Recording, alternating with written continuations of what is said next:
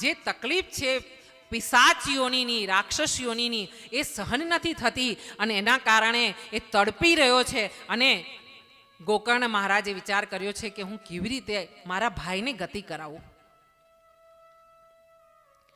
એમણે રાત્રે જ ગામના જે વિદ્વાન પંડિતો હતા, વડીલો હતા, એમની સલાહ લીધી છે. અને વિદ્વાન પંડિતોએ કીધું છે કે અમને આમાં વધારે ખબર ન પડે, છતાં પણ તમારે એવું હોય તો સૂર્યનારાયણને તમે પૂછી લો.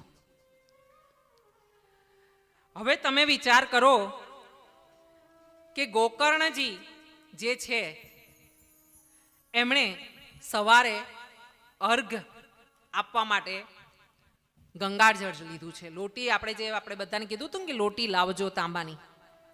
અર્ઘનું મહત્વ શું છે? સૂર્યનારાયણને જળ ચડાવવાનું મહત્વ શું છે?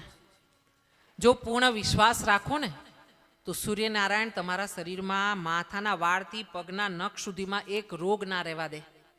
ખાલી ગાયત્રી મંત્રથી જ ચડાવવાનું પાણી. નિત્ય નિયમ હોવો જોઈએ. પણ એ આપણાથી થતું નથી, લગભગ નથી થતું. સીધા ને સરળ રસ્તા નથી થતા. અને પછી શું કરીએ? ઊંટ વૈદ્યો પાસે જઈએ, હા, દોરા બંધાવીએ ને બધું જાત જાતનું બધું. અહીંયા સૂર્યનારાયણને ગોકર્ણ મહારાજે અર્ઘ આપ્યું છે. આપણે બધા જ એકવાર ટટ્ટાર બેસી જઈએ, આંખ બંધ કરીને સૂર્યનારાયણને યાદ કરીએ છીએ અને પ્રભુને પ્રાર્થના કરીએ કે ભાગવતજી ભગવાનમાં પ્રભુ કૃષ્ણ ભગવાનની સામે અમે તમને યાદ કરી રહ્યા છીએ. હે સૂર્યનારાયણ, હે પૃથ્વી પરના સાક્ષાત દેવ, અમે તમારી શરણમાં છીએ. પ્રભુ અમારી આદિવાદી ઉપાધિને કાપી લેજો. તો આવો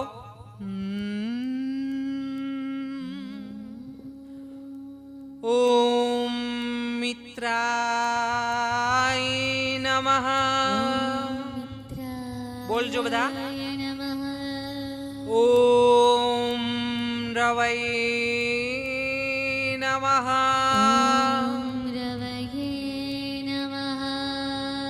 ઓમ સૂર્યાય નમઃ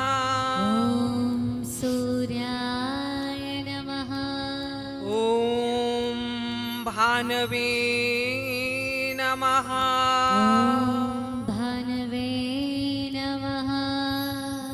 ઓમ ખગાય નમઃ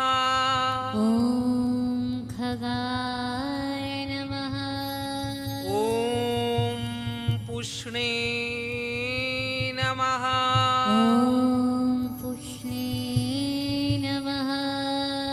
ઓમ હિરણ્યગર્ભાય નમઃ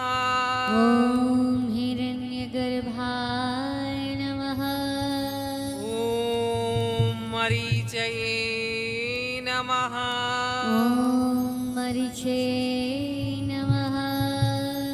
ઓમ આદિત્યાય નમઃ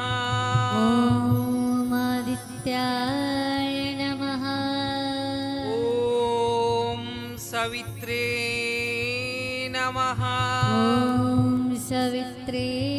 નમઃ ઓમ અર્કાય નમઃ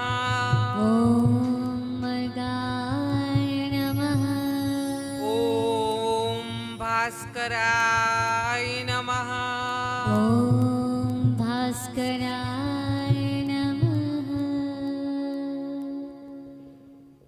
સૂર્યનારાયણ દેવ કી जय कृष्णचंद्र भगवान की, द्वारिकाधीश की, अपने अपने मात पिता की जय.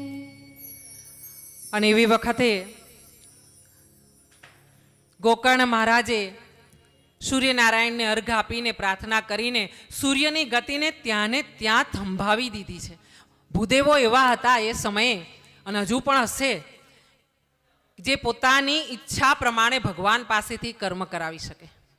હા, મેં એવા બ્રાહ્મણો જોયા છે જે 5-5 કિલો ઘી પી જાય અને એમને કશું ના થાય. હા, એવા બ્રાહ્મણો પણ જોયા છે. હળવદના બ્રાહ્મણ હજુ પણ વખણાતા હતા કે 100 લાડવા એક જ બેઠકે ખાઈ જાય. 100 લાડવા 100 તો હું કહું છું, બાકીનું દાળ ભાત બધું અલગ. હા, એટલે એ શક્તિ ભૂદેવોમાં હતી. અને અત્યારે જો જોવા જઈએ ને તો આપણા ધર્મગ્રંથો જે બતાવી રહ્યા છે ને કે બધા માતાજી હોય તો ત્રિશૂળ છે, ભોલેનાથ હોય તો ત્રિશૂળ છે એમની પાસે, આપણા કૃષ્ણ ભગવાન છે તો એમની પાસે સુદર્શન ચક્ર છે. હા, તો ભૂદેવો પાસે આપણી જે શાસ્ત્ર છે ને, વિદ્યા છે ને, એની સાથે સાથે શસ્ત્રની પણ જરૂર હવે છે. હવે શસ્ત્રની પણ હવે આપણે જરૂર છે. અને આમ સાદામાં કહું તો તમને એક શાંતિની સીધી સરળ વાત બતાવું છું કે ભૂદેવને ક્યારેય સીધી લાઈનમાં જતા હોય ને તો એમને ક્યારેય અટકચાળો ન કરવો, એમને ક્યારેય છેડવા નહીં. કારણ કે એનું મોટું શસ્ત્ર, એનું જ્ઞાન, એનું તપ અને એના વાક્ય એના મોઢે નીકળી ગયું, પતી ગયું. હા, એ કહે કે જા તારું ભલું થાય, થાય ને થાય, વિશ્વાસ રાખવાનો. તો અહીંયા સૂર્યનારાયણને પૂછવામાં આવ્યું છે કે પ્રભુ એવો કોઈ રસ્તો બતાવો કે મારો ભાઈ ગતે નથી ગયો, બ્રહ્મ રાક્ષસ પિશાચ બન્યો છે અને એને ગતિ માટે કોઈ રસ્તો બતાવો. સૂર્યનારાયણે એક જ વાત કરી છે કે ભાઈ તું તારા ભાઈને ગતિ કરવા માટે ભાગવત સપ્તાહ પારાયણ કરાવો. આ શબ્દ સૂર્યનારાયણ ભગવાન તરફથી કહેવામાં આવ્યા છે. અને એવા સમયે ગોકર્ણજી મહારાજે પોતાના ગામમાં ભાગવત સપ્તાહનું આયોજન કરવામાં આવ્યું છે. અને ભાગવત સપ્તાહ થઈ છે.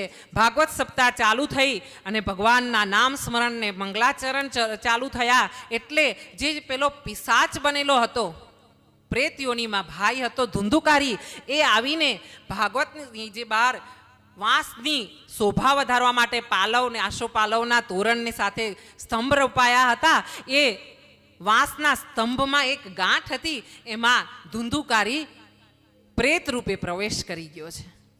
અને ત્યાં બેસીને એણે પૂરી ભાગવત 7 દિવસ સુધી સાંભળી છે. 7 દિવસની ભાગવત પતિ છે. અને 7મા દિવસે આકાશ માર્ગેથી એક વિમાન આવ્યું છે. એમાં સુંદર વસ્ત્રોવાળા દૂતો આવ્યા છે અને એ દૂતોની સાથે સારથી છે. અને આવીને જ્યાં ભાગવત છે ત્યાં એ વિમાન ઉતરીને બધાને જય શ્રી કૃષ્ણ કર્યા છે. એવા જ સમયે ધુંધુકારી જે પેલી વાંસની ગાંઠમાં હતો તેનો આત્મા બહાર નીકળ્યો છે. પ્રેત સ્વરૂપ હતો તે એકદમ દિવ્ય સ્વરૂપે બહાર આવ્યો છે.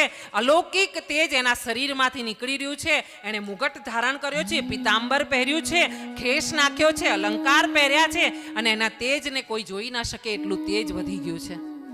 જે પ્રેત આત્મા હતો એ ધુંધુકારી અત્યારે દિવ્ય આત્મા બની ગયો છે અને સદેહે એ વિમાનમાં બેઠો છે અને દેવના દૂતો એને વિમાનમાં લઈને ગોલોક તરફ જઈ રહ્યા છે.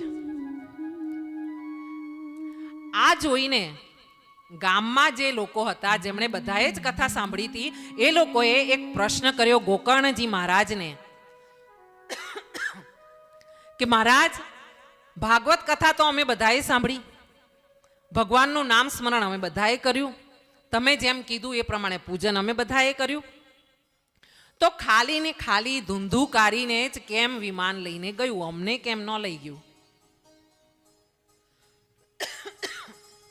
એટલે એ જ સમયે નારદ મુનિ આવ્યા છે, વીણા વગાડી રહ્યા છે, નારાયણ નારાયણ નારાયણ નારાયણ કરીને. અને પૃથ્વી પર આવીને નારદ મુનિએ ભાગવત ભગવાનને પ્રણામ કર્યા છે, ભગવાન કૃષ્ણને ચરણોમાં સાષ્ટાંગ કર્યા છે અને કહ્યું છે કે તમને જે મનમાં શંકા છે ને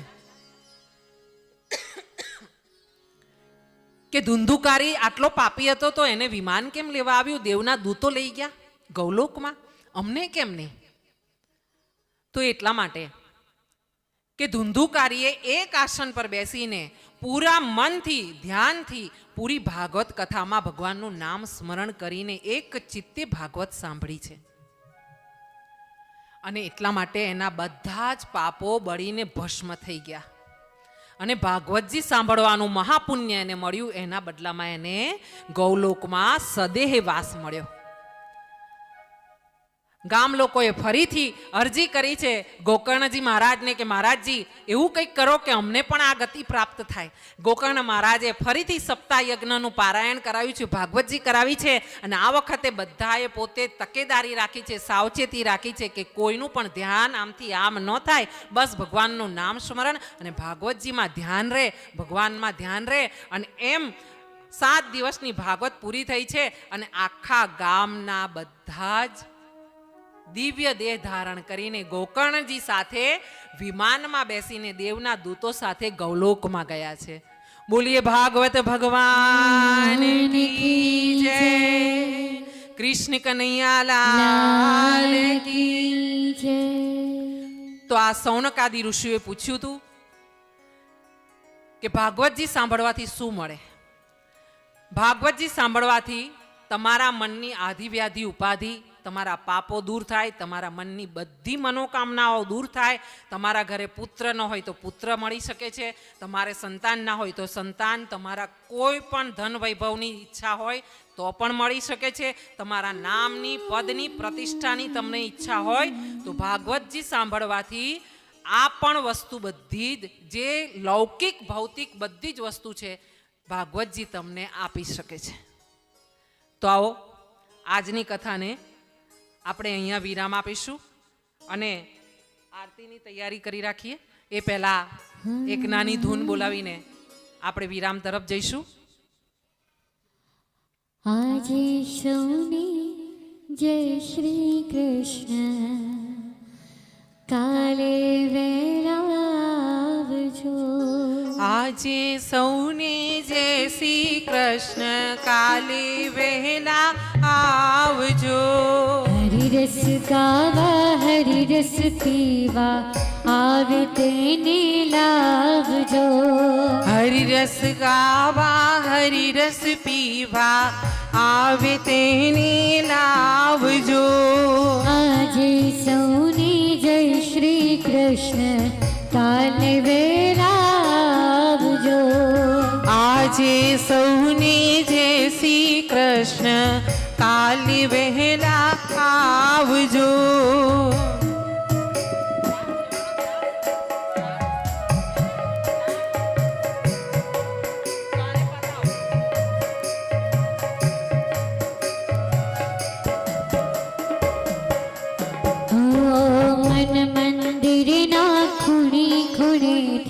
કચરો કાઢી નાખજો.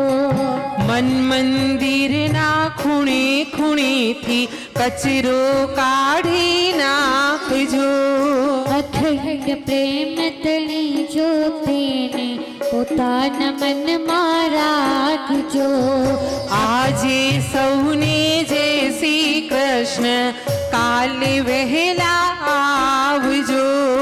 હરતા ફરતા કામો કરતા હરીને હૈયે રાખજો. હરતા ફરતા કામો કરતા હરિને મંદિરમાં રાખજો. માન બડાઈ મૂકી દઈને ઈર્ષા કાઢી નાખજો. આજે સૌને જય શ્રી કૃષ્ણ, કાલે વહેલા આવજો. કાલે વહેલા આવજો. કાલે વેળા આવજો. એકવાર બધા ઊભા થઈ જઈશું એક રાઉન્ડમાં, એક રાસ.